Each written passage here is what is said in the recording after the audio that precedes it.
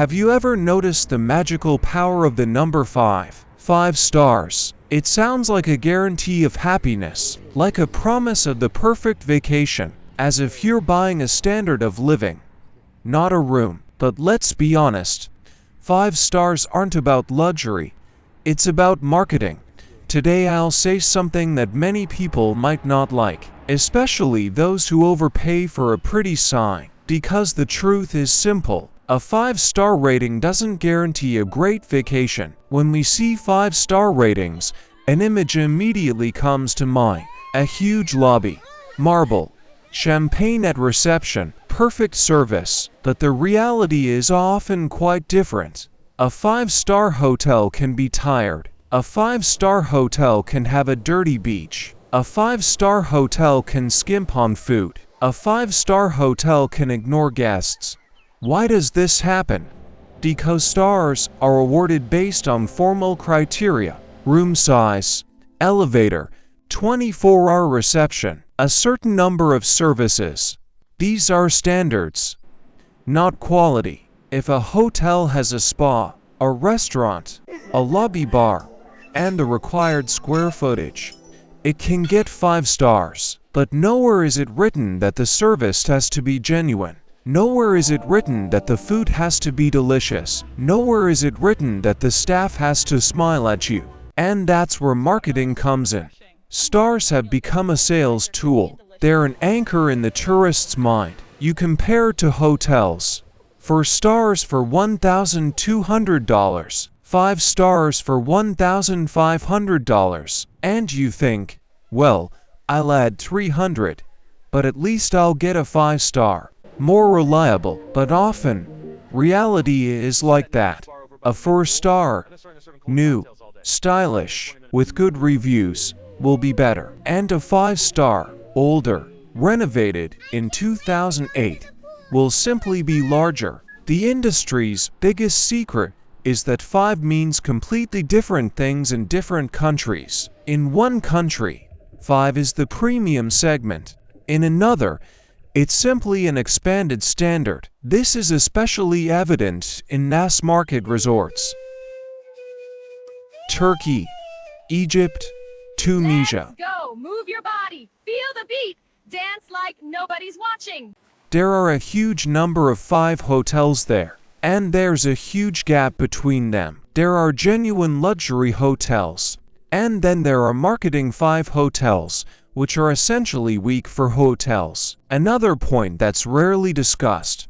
Many hotels are interested in 5 status because it automatically increases the price. The psychology is simple.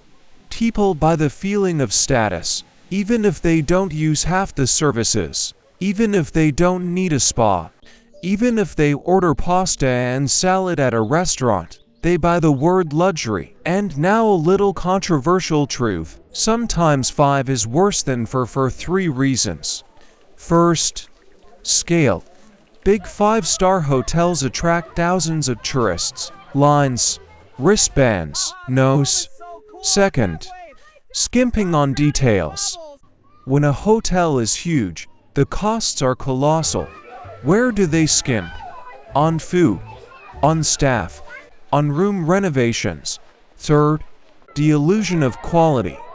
When a person pays more, they psychologically justify the purchase, even if the stay is average. Another important thing, stars don't equal ratings. An 8.9 rating on an aggregator often says more than a 5-star rating on the facade. Guest reviews, recent photos, the date of the last renovation, that's what really matters. I've seen 3-star boutique hotels whose atmosphere and service are better than half of the 5-star hotels. And I've seen 5-star hotels where you wanted to leave on the second day. Why is this? Because stars are minimum requirements, and a vacation is an experience. Standards don't include comfort. They don't include sincerity.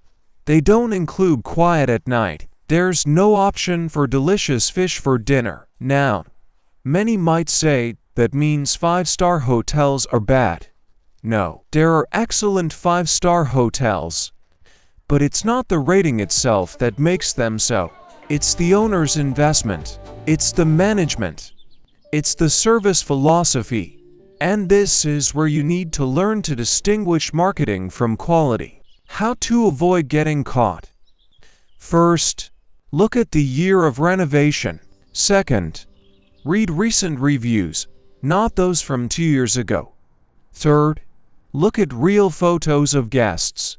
Fourth, evaluate not only the stars, but also the rating. And most importantly, understand that 5-star hotels are not a guarantee of a perfect vacation. They're simply a positioning tool. Sometimes the best choice is a fresh 4-star hotel with a 9.1 rating. Sometimes a stylish boutique hotel without pretension. Sometimes a small family hotel with soul. And let's be honest, we go for the experience, not for the number of stars on the facade. Next time you're choosing a hotel, ask yourself, am I choosing quality?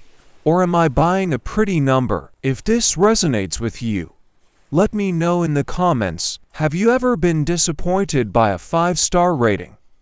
Let's have an honest conversation.